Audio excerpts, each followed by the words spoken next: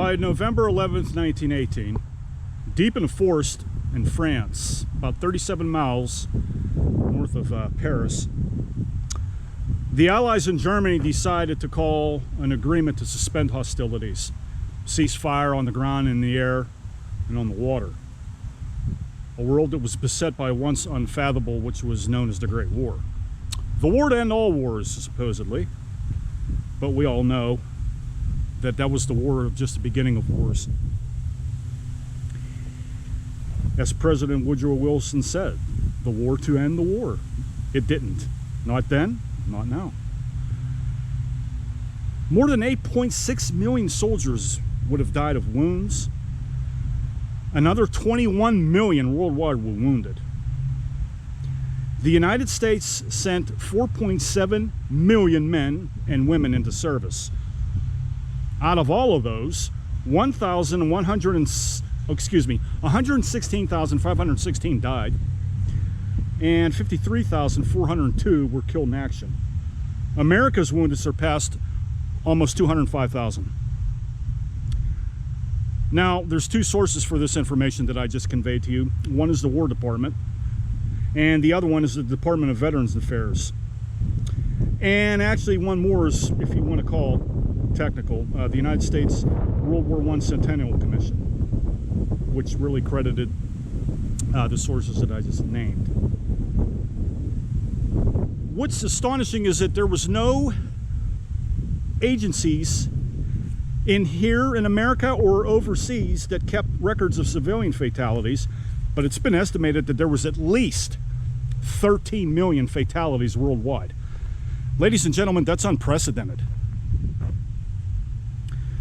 I don't think you can fathom just how many people that is, and you have to understand, you have to place yourself in the time period of this great war, this transition, if you will, from being a wild and ruthless frontier, and I'm using Beaver County as the paradigm, to cultivating a colony, establishing local and state governments, debating a very important document called the Constitution right here in Pennsylvania, which took place in Philadelphia, and cultivating a nation out of all of that, out of all of those words, out of all of those debates, out of all of those attitudes. And then seemingly we find ourselves, you know, caused and up in another injustice, if you will. But there was more to it than that. I mean, there was, you know, young men between the ages of 20 and 30, the average age, I suppose they say, was 28 years old in World War I, and going off to places like France, where there was just mass death and on unprecedented levels that we can't even imagine, okay? And one of those people that I want to talk about here is a man by the name of Verner McFarland. Now, Verner McFarland come from Fallston, Pennsylvania. I did a little bit of research on him.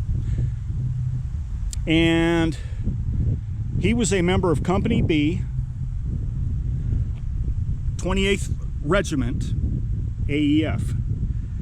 Now, you're not going to be able to see it here, but it says 1908, body never recovered in France. I don't know if you can read that. I'm going to try to take the grass out here so you can read just exactly what it says. 19 to 20 years old, was killed in action. Now, I want to say something about the unit he was part of because it's historic. This is the 28th Regiment, Infantry Regiment. It's a unit now of the National Guard, but it was the oldest division size until the Department of Defense. Some of these units can trace their lineage back to Benjamin Franklin's battalion. But by the First World War, it was redesignated as the 28th Division. Now, they had a very unusual insignia. It was a blood red, and originally it was called the Keystone Division. at Keystone, Pennsylvania, because it was formed from units of the National Guard in Pennsylvania. So during World War II, the nickname was given to this regiment known as the Bloody Bucket. That's what the Germans called them. The Germans called them that because of the shape and color of its red keystone insignia. The keystone in Pennsylvania, well, it was red. That's their insignia. It was what was on the shoulder sleeve. Not on this man's sleeve, but this is World War II. Now, in World War I, the division moved to Camp Hancock, Georgia in April of 1917, which was the same month the America went into World War I. And the entire division was federalized on October 5th, 1917. And also, this was known as the Iron Division. Now, the Iron Division, excuse me, my feet was in a way there. I got to sit because my feet are killing me. In May of 1918, after several months of training, the division had arrived in Europe, and they began training with the British. By July 14th, they were ahead of an expected German offensive, and the division was moving forward with most of it committed to the second line of defense, south of the Marne River. And for those of you who are historians in military history, you know that the Battle of the Marne was one of the most bloodiest battles in human history. As this division, I guess, took up defense positions, the Germans commenced their attack, which became known as the Battle of Chateau-Thierry, which was a fierce artillery bombardment. By the time the German assault collided with the main force of the 28th, the fighting became literally hand-to-hand combat. So, consequently, after this battle, General John Pershing, who was the commander of the Expeditionary Force in Europe, visited the battlefield and declared that the 28th soldiers were men of iron. Consequently, the name was adopted as the Iron Division, is what these men were called. During World War I, their division was involved in quite a few battles. Fismes, Marne. 2 individuals received the Medals of Honor. One was Joseph Thompson, who is going to become maybe a later addition to this series. But it is also to be noted that this division in World War I was one of the most they probably accrued the most fatalities out of any unit in the United States Army in World War I. So there is a lot of history tied up with this guy's grave right here. It's just amazing to me. And his story gets sadder because he also had a brother who served in World War I.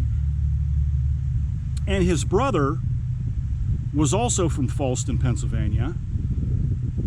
And he wrote home a letter to their father. And in this letter, he tells his dad just exactly what took place. We don't have, a excellent rendition of it. I don't think we even have one in its entirety. But we do have something here. And I'm going to read you a little excerpt here real quick. It says, in the burial detail of the 111th was Harry Lewis McFarland of Fallston, Pennsylvania, near New Brighton, a private in Company B. He was in Company B. He was in the same unit as his brother. He had been grieving bitterly over the fact that his brother, Werner, whose grave you're looking at right now, had been missing since the company was cut up so badly in the first German advance. Moving about among the dead, he turned one over face up. It was his brother. He turned over his own brother. In his hands with his rifle still clenched tightly in front of him, in much position that it was plain he had done the execution himself, lay 7 dead Germans. Guys, this is just, I don't know how this guy did not win a Medal of Honor, but such was the spirit that which our men fought and died, and such was the price they changed and charged forever their lives. That's a excerpt from a photo, or a newspaper that I had already researched, and I just thought that I wanted to share that with you because I just thought that it was an astonishing testament to who exactly this man was and what he had done. And it's just, it's amazing that there are just so many of these kinds of stories. And before I conclude this video, I want to read something one more time here. This is from the Independent Herald, Hinton of West Virginia, dated August 29th, 1918. New Brighton, Pennsylvania, August 20th. How he assisted, and I quote, how he assisted in the burial of his brother, who fell in battle somewhere in France, is told by Private Harry Lewis McFarland of Fallston, Pennsylvania, near here, in a letter received today by the father, John McFarland. And his brother writes, I quote, "Today we were on the battlefield to bury our boys," says the letter, "and we found Vernon among the dead. Now, Dad, do not worry too much. He died game. He still held his rifle in his hands, and there were 7 Huns in front of him," meaning Germans. Harry and Vernon were both members of the same company of the 110th Regiment. So, Mr. McFarland, thank you for your service and your sacrifice, sir. You will not be forgotten. Your story is astonishing. And though I sit here and I tell you these stories, and I know that this will never make national prominence, it is certainly a contribution to